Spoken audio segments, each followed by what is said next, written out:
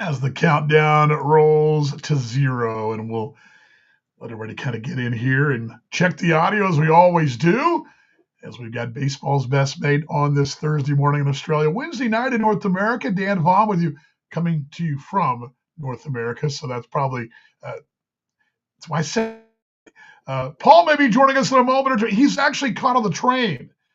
Transperth is the Fremantle line. He's backed up today heading into the city. May pop on.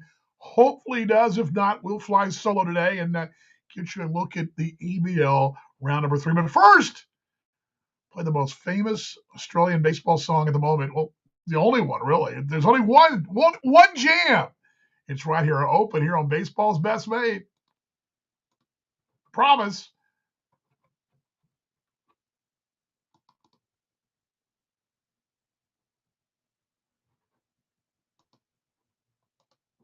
I guess it's not going to play. What's going on here today? Why is it not playing? That is bizarre. I don't know.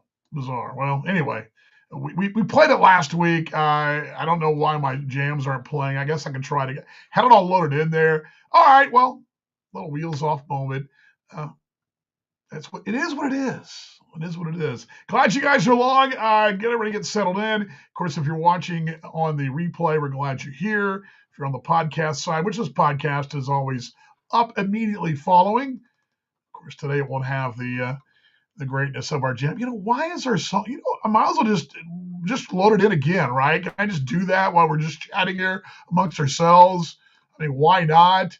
Why not just do that? I mean, we're just chatting baseball anyway. We'll kind of kill a little time, and I can go ahead and play it in a moment. But again, it was loaded in there, and I don't know why it just disappeared here. Let's try it like this. Let's see here. Here is our open. I'm going to load it in there, and it'll take a moment to load in. And while it's loading in there, let you guys get rolling. ABL round 3. Here are our storylines, and we'll talk about them all today. And quickly, again, the beautiful thing about a 4-team league, it goes by quick. The show flies by. You look up, we're done. But our storylines overall, round 3, we're going to see some things firm up. Injuries take their toll as well. Also, we're going to talk about a great series this weekend coming up in Sydney. And I'm going to check in with our mates in Victoria because they are still around as well. We'll chat about them as well. Let's roll the open. Here we go. Now we can roll the open in 3, 2, 1. It's Talking Baseball Australia. It's baseball updates you'll really love. The MLB and ABL news you want. With Paul Morgan and Dan Vaughn. It's baseball's best mate all year round. From the batter's box to the mound. Yeah, question being asked. Let's talk about attendance. I'm going to hold off on one more week. We did get a crowd this weekend in the ABL, over 1,000. I believe it was the Sunday double dip in Sydney. I do think they would have probably been close in Adelaide should they played, or if they'd have played the double dip in South Australia. But yeah, the numbers a little down, I would say. I don't want to. We're in round 3, and as I mentioned in the open 3 weeks ago, I guess it is now, I'd kind of reserve any knee jerks, any hot sports opinions, any whatever you want to call it, any pundits.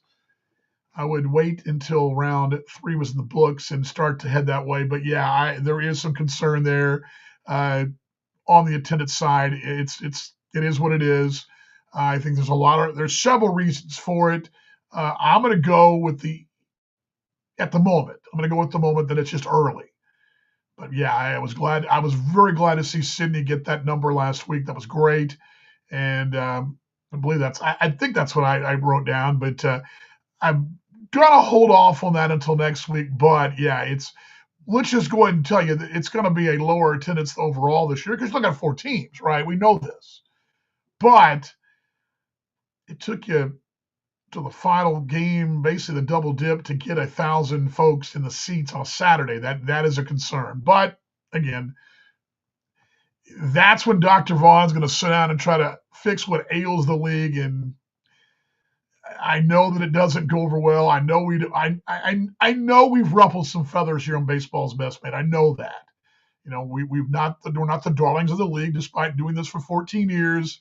We keep doing it, and I know that'll probably ruffle some feathers. So I'm going to hold off on that. Okay, I'm going to hold off. But yes, we can talk about attendance here on baseball's best mate. By the way, a big tip of the cap to the ABL. Saw Andrew Reynolds, Eric Bellinar both putting together their heads together. Something I'm glad to see. I'd love to see us all put our heads together, but I'm glad to see them put their heads together and do a league-wide show. I saw that this week. That's great to see. It's something that Paul and I talked about last year with several folks across the league back when we had 6 teams. I'd love to see everybody kind of pool their content together and make one big happy content family. I think it's possible, but hey, we're stepping in the right direction. The more coverage is great, and that's great to see. It's tip of the cap. Also, Eric doing a great job with the ABL. If you want just a really good quick read, jump on the ABL website, Australian Baseball League. You can go on there. He's got a real good. He's done a really good job of updating the records, or the staff has. Love to see that. There's a lot of really cool numbers there. If you follow that, I know it's a different year, so I don't know how much that all means, but it's still good stuff, and it kind of gives you a pretty good lay of the land.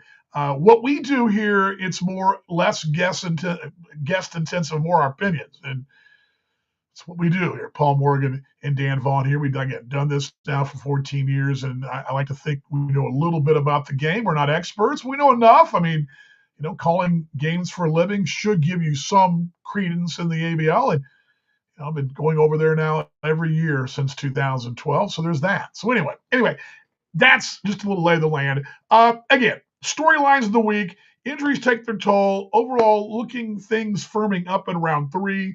A great series this weekend. Probably the first real marquee series coming up this weekend. And then we're going to check with our mates in Victoria. And as I was putting these notes together this morning, I realized that while I did say it's a marquee series, and we'll start right in there, as Sydney is going to be hosting Adelaide in an early test. Again, there's only 2 games separating Perth from Adelaide, okay, despite the fact that the Heat didn't get a win last weekend. Adelaide's 1-4. Because you only got 4 teams, everything's really bunched up. So we're not talking about a real discrepancy here, but it is a big series for Adelaide and Sydney, and I would think just on paper, again, Brisbane has something to say about that because, oh, by the way, Brisbane last week split with Sydney. I'm going to give you all these numbers and going to talk about this series, but Brisbane, they split with Sydney last weekend. So there's that. So, I mean, it's not like, again, no one should run away and hide, although the opportunity is there for a team like Brisbane this weekend or whoever wins that series between Sydney and Adelaide. You won't run away and hide unless you start sweeping series. That's the thing about this 4-team series or 4-team league. It's all pretty compact. But a couple things that stood out to me over the weekend. I wrote this down. Joe Stevens leads the ABL at the plate. He's 11 for 24, 458, 4 RBIs, but he's kind of a table setter, at least number-wise. Hansel Jimenez of Sydney as well, 8 RBIs, a pair of dingers. Briley Knight with 8 RBIs as well. That's 16 runs batted in between those two. Jimenez, by the way, Jimenez is only 18. He's 18. Young man that signed with the Reds organization. He's 18. He'll be 19, I guess, a week from now, right? So he's 18 years old when they're applying his trade in the ABL. I don't know the upside. I think he's got a high upside. I'm not, from what I've understood scout-wise, Jimenez is a guy that's got a high upside. But you got 16 RBIs from those two right there. But you know me, I always talk about pitching being the thing, and Sydney's doing it on the bump as well. 2.64 earned run average. Here's the key number. Whips, whatever you want to talk about, walks, hits, innings pitched. The key number is the walks. They've only walked 18 in 58 innings. That to me is what stands out. And it's looking at some of those pitching numbers quickly. The next closest is Adelaide. They've walked 25, so 7 walk disparity between the two difference in. And I always talk about walks, the analytic side or whatever you want to talk about. The game is not designed for walks. Now, obviously, intentional walks notwithstanding, the game's not designed for walks. And if you got the most walks, that's not good for business because you're putting your lineup cards turning over a lot more. And if you can work walks, you're turning your lineup card over. It's a difference of maybe 2.5, 3.5 at bats a ball game. You can get your lineup card another swim through. That's a big deal, right? If you're 1-2-3, 1-2-3, or retiring 4 and 5 batters and not walking batters, it's limiting the opportunities to see those clutch hitters. And again, walks are huge. Walks stretch your lineup out, stretch the card out. You got to see those batters get it. And it starts to grind out at bats. And eventually, once you see a team 2 or 3 times through, they start to get to you. That's why walks are killers. Walks are killers flat out, pure and simple. Sydney doesn't walk a lot, 18 so far this year. Again, Adelaide 25. Brisbane only walked 20. That's the second fewest. Perth, by the way, 30. Dang near doubled up the number of Brisbane. But again, think about it in the terms, and let's take the analytics out of it. It's a simple thing. As a broadcaster, I can tell you this. When you look at your score sheet, you've got 4 or more walks in a ball game issued, you're probably in trouble. You don't have to be an analytics scientist to tell you that. You're not going to work for a big league organization because, again, if you're walking, the 5-hole hitter and the 7-hole hitter, you're just moving that card back down around. It gets simple math. You're moving the lunch line around, okay? That's what we like to call it. So, again, Sydney's not doing that. They're not walking batters. That's huge right there. And, again, that to me, take away their offense. But the offense has been good. I mentioned Bradley Knight, Jimenez as well. There's been, there's some good. Joe Stevens, I mentioned. I love what he's doing. Who's the biggest success so far this season? Yeah. Boy, talking about putting me on the spot. Put me on the spot there. I got to tell you, I mentioned Jimenez for Sydney earlier in our preview show. You never know what an 18-year-old kid's going to do when he travels with a different language, which it is a different language for him across the globe. You just never know how that's going to translate. I wouldn't say he's a surprise, but I say it's been a fun one to watch. There's a lot of what's really been fun about this year, and I was actually going through this earlier, just making a couple of notes as far as some folks that have been added, some players added in and out of the lineup. There's some young Australian kids that are getting chances, and I still think we're going to see. I would imagine when this season's all said and done, one of the storylines you're going to see, kind of answering your question, you're going to see 5 or 6 names of young Australians who are going to get a crack, either A, at affiliated baseball in the States, or perhaps a chance at another college swim or even independent ball somewhere, because I'm seeing some names out there and guys that I'm like, wow, where'd he come from? Wow, where'd he come from? But no one really stands out in my mind, although I would think Jimenez is the guy I wrote down in my notes today. Again, I looked up, he had 8 RBIs, and again, I'm like, he's 18 years old playing over there. So, yeah, perhaps anyone heading to Sioux City. It's funny you mentioned that. I wrote him down going, Steve Montgomery, the manager of the Sioux City Explorers, former Perth Heat legend back in 96. I got a couple of names for him already. So, yes, there are some names there in the mix here on Baseball's Best Mate, Dan Vaughn with you. Paul may join me. Again, he got caught in the train, the Fremantle line coming into the city of Perth, and he is scrambling at the office to make it. Well, I will fly solo in this one. But back to that Sydney and Adelaide series. I mentioned, the bump is where they're doing it. But Adelaide 4 in a row, but only played the 6 games. Remember, they had the washout last week. I think they would have, it's safe to say they probably win 3 or 4. We're going to get the Heat in a second. They're banged up right now. Maybe, other than player, maybe Morgan's headed to USA. I don't know. Maybe so. I don't know. Perhaps is the perhaps heading to USA soon. But I mentioned 25 walks and 51 frames, second most, but allowed 49 hits, the second fewest. So again, you can allow the walks as a pitching staff, which Adelaide's done, but they've also kept the hits down. So again, it's all about base runners, right? Get base runners. That's the trouble. You start walking batters, you steal a bag, hit a batter, plunk a batter. It's always what we talk about in the broadcast in Sioux City.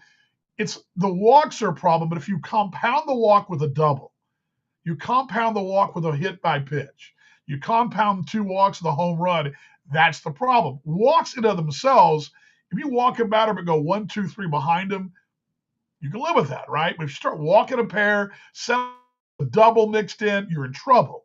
And that's the walks always compounding. And we see that it's not, again, analytics is great, but it's simple math, simple baseball. You walk batters and you compound the problem, you're in trouble, right?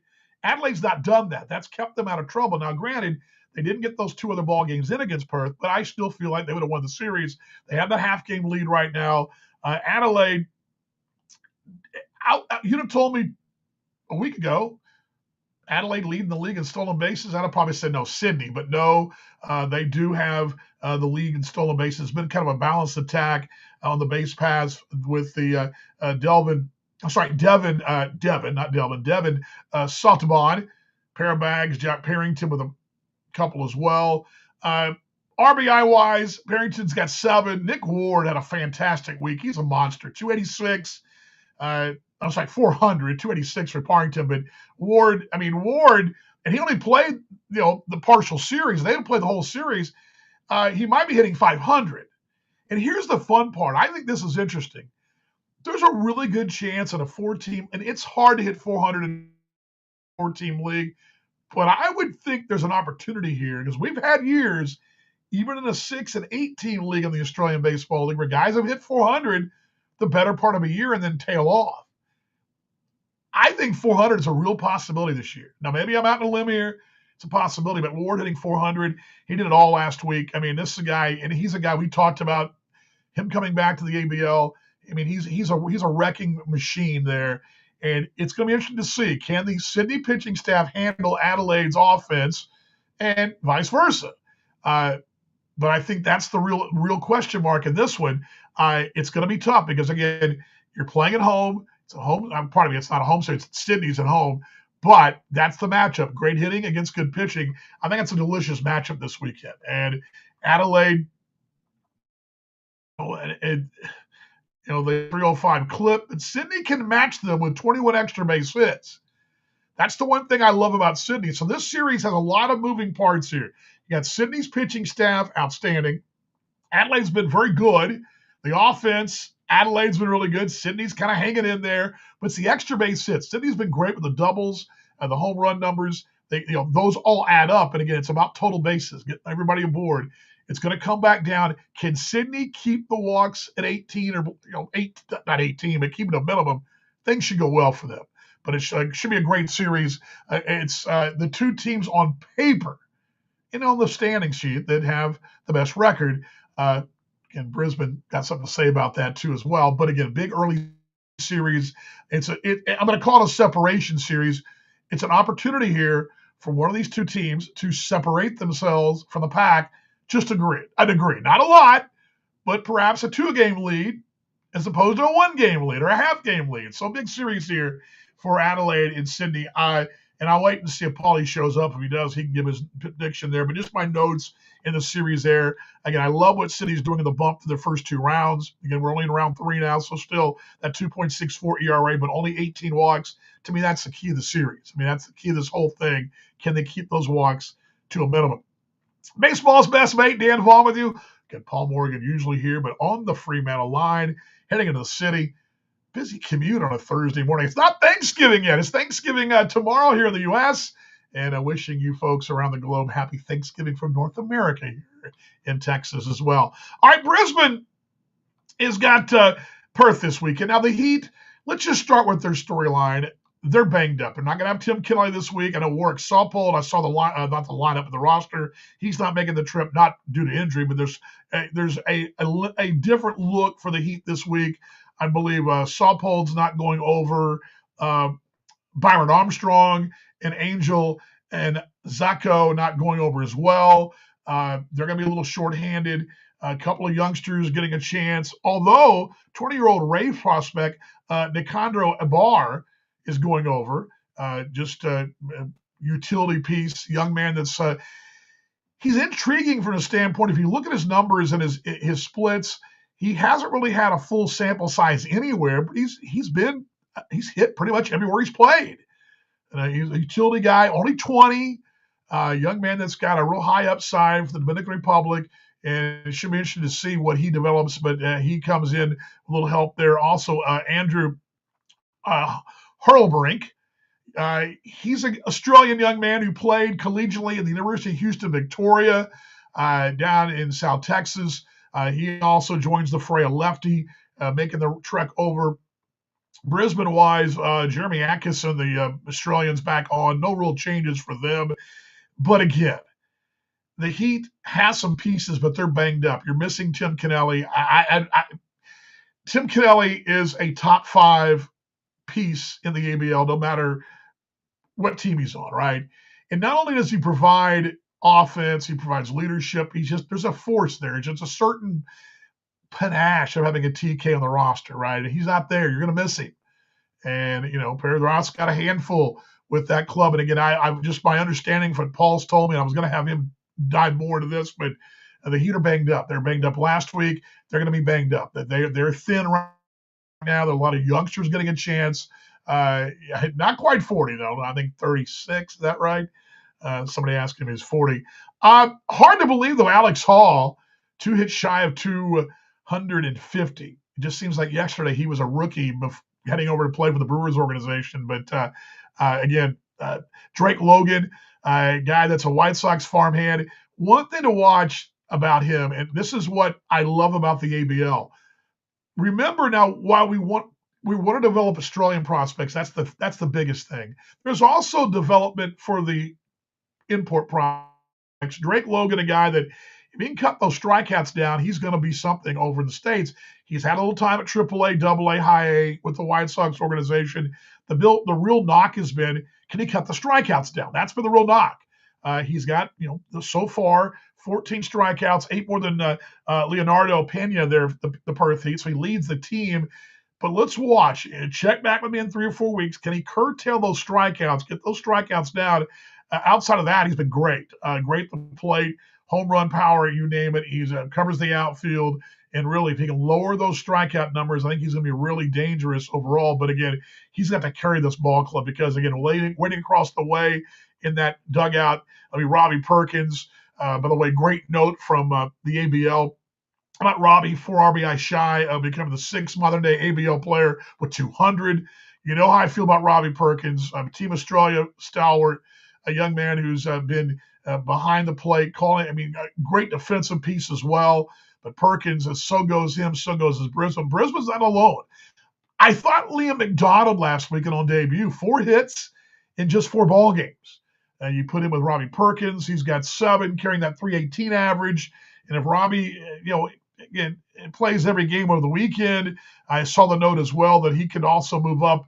I believe he'd be second in games played in the ABL.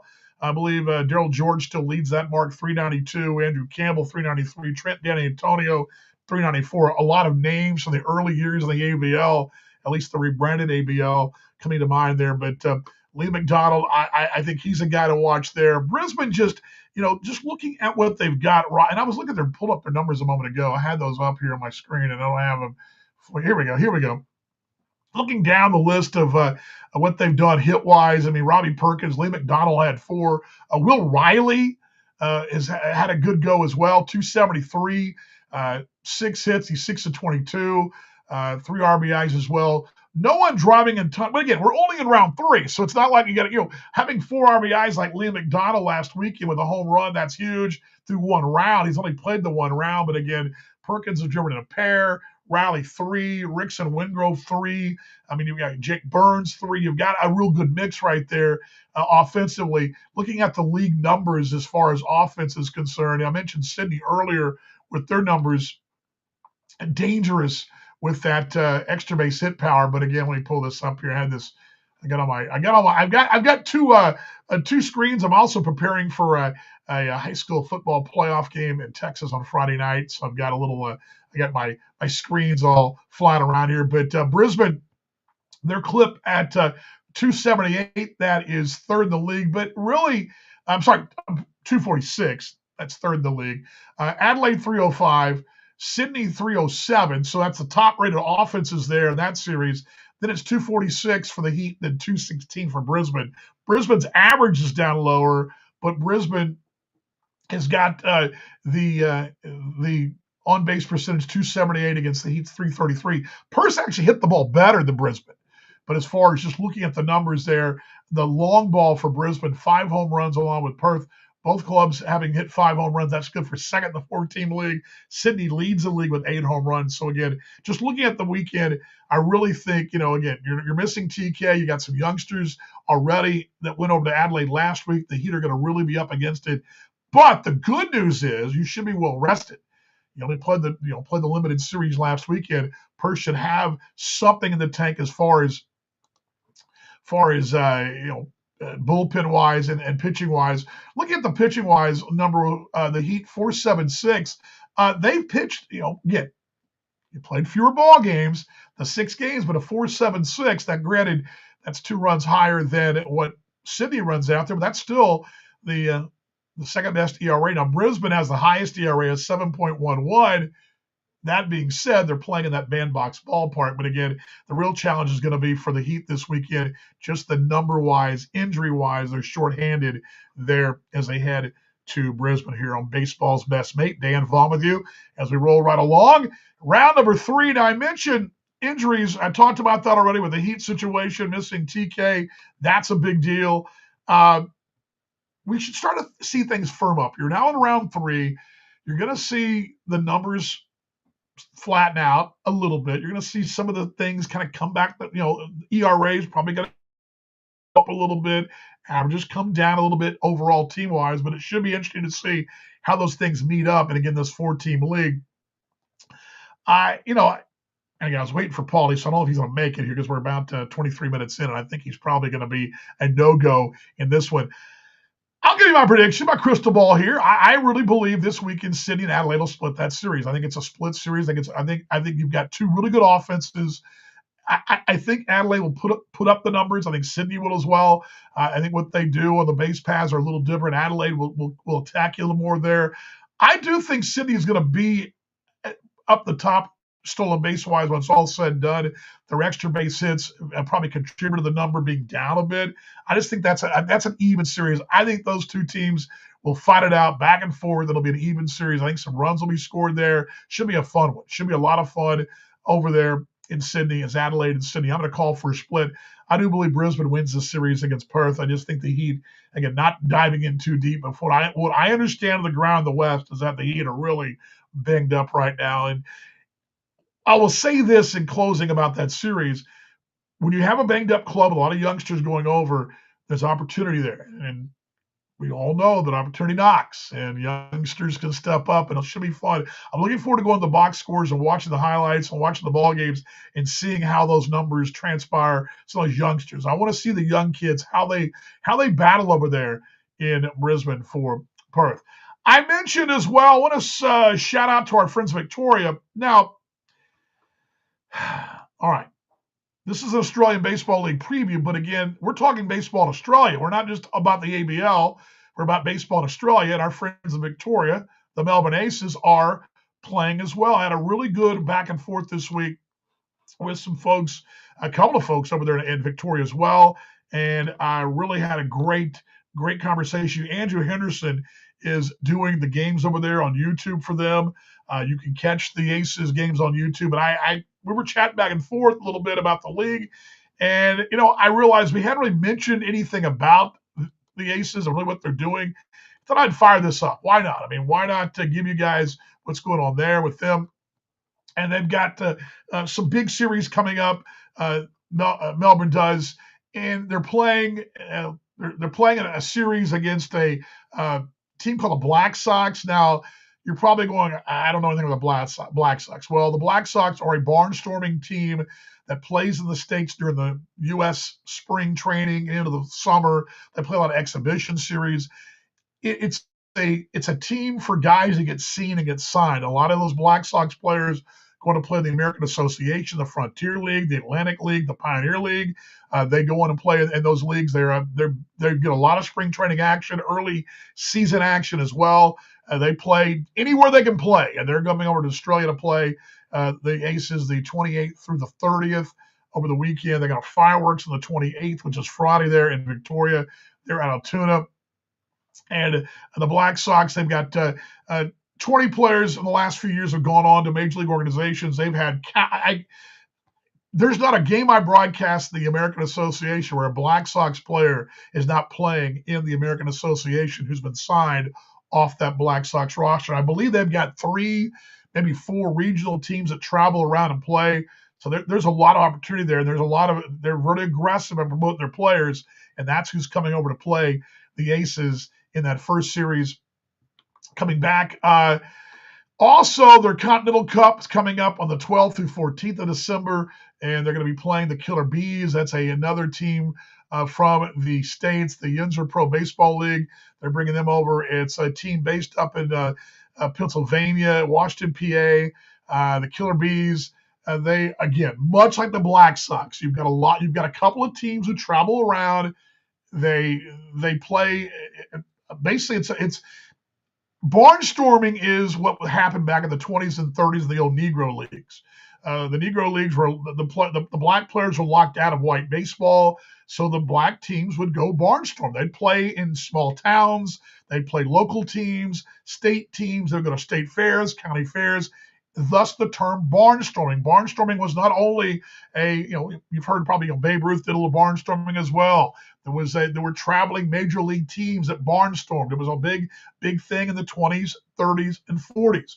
Primarily, though, the Negro League teams barnstormed, and that is the term barnstorming. And what they would do is take the game to the people, take their game to anywhere anywhere. They'd play anybody, anytime, any place. Hop off the train, play a game, right? If you've ever seen the movie The Natural, they were barnstorming when they got off the train to play. That's something that happens a lot of times, and they would literally go anywhere and everywhere. Well, that's what these teams are doing. They're playing baseball to be seen, and they'll take on anybody. And they got the Black Sox and that Killer Bees are both barnstorming teams, and they're going to try to they're trying to get seen and get signed, and they're going to take their game to Australia, and that'll be that Continental Cup there for the Aces. The Aces also playing the Australia-New Zealand Shield. They're playing the New Zealand Diamond Blacks. That's the growing game in New Zealand. We had that team in Auckland a couple of years ago. I hate to see them go, but trying to develop the great game in New Zealand. South Africa as well. There's around Oceania, and they're trying to develop the game there. And they're going to be doing a series with that New Zealand club the 26th, 27th, and 28th of December. Those all coming up as they're on. You can go to the Aces website, but I want to give them a shout out as well. As again, it's a big deal. I think really big for both Australia and New Zealand having that series in December, because again, we're only all going to be as good as our weakest link, right? We want a strong side in New Zealand. You want a strong side in Australia, Korea, Japan, you name it. It all makes the game better. You've got competition there. It's only going to make you better. And I will go back to why I'm talking about the Aces right now. You're going, well, they're not the ABL. No, they're not. And we're going to get to more of that down the road. But I do believe it's important for us here on Baseball's Best Made to talk about the what's going on in Victoria, because again, they are part of baseball in Australia. I mean, they are part of what's going on. And I said this till I'm blue in the face, and I'll continue to say it. I know it doesn't make friends all the time, but we're only as strong as our weakest link. We want a strong team in Perth, a strong team in Brisbane, a strong team in Adelaide, Sydney, Melbourne, everywhere, because it's only going to make all of us better, going to make our league grow and make, eventually turn to sponsorship dollars, eyeballs from television watching, radio, all that, right? There'll be less passion projects like this and maybe more network projects, right? I mean, that's what I'm talking about. So again, the reason I believe we should cover Melbourne is because they're part of baseball in Australia. And if our game's going to grow and continue to grow and be what it should be and can be, they got to be involved, right? So we're going to cover them as well as best we can. And again, I really appreciate Andrew Henderson for reaching out to me. And we were chatting back and forth, and I appreciate his passion. He and I had a really good back and forth, and a really big thumbs up to him. And thanks for tip of the cap, if you will, for giving that schedule. Because I really realized we hadn't even talked about the Aces really, but they had that KBO series as well. It was a monumental thing for them. And yes, they're doing their own thing, but I do believe there'll come a time and come a day when we'll all be one big happy baseball family. And we're going to get to some of that down the road, as Paul and I will discuss how we can bring the family back together again one day. And in the next 4 or 5 years, we're separate. I still think it's very important to promote the great game whether it be the ABL, the national team, the under-18s, the women's national team, the women's league, whatever it is. We should promote it all. We're going to try to do that here on Baseball's Best Mate. All right. It's a quick show again. Glad you guys stopped by. Paul got caught in the train, so I do apologize. It was quick. What makes these shows so boom, boom, boom when I'm by myself, and really with Paulie too, is that 4 teams, you fly right through it. I give you a couple storylines and all that. I do want you guys to start thinking about this, though. On our next show coming up next Wednesday, same time, same place. It'll be, what is that time, by the way? Let's put that up in the screen here. And there we go. It is, let's bring this down. Sorry. Talk amongst yourselves, folks. Talk amongst yourselves. Oh, there we go. Yeah, 8 a.m. in Perth next week. I believe that's the right time, I think. Hope the graphic's correct. But anyway, my point is, I want you guys to be thinking, and this is my question I'm going to continue to ask y'all all year, on the podcast, on the live show. All right, what are your, we know the issues, right? But how do we fix it? Okay.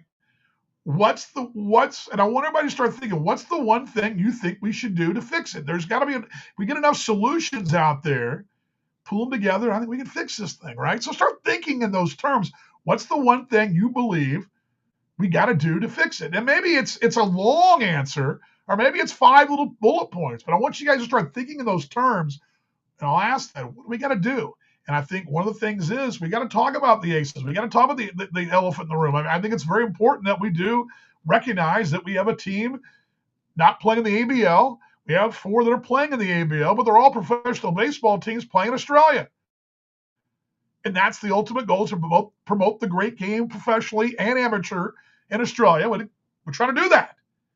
That's what I believe we'll do here on Baseball's Best Mate. Again, thanks for stopping by. Happy Thanksgiving from Texas to you folks in Australia and all around the world.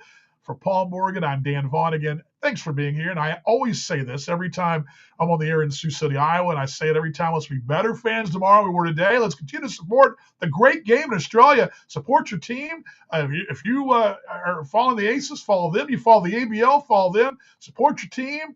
Go to the websites, like us, like the ABL, like everybody. Show more love to everybody as we go forward in 2025 and 26. Again, thanks for stopping by.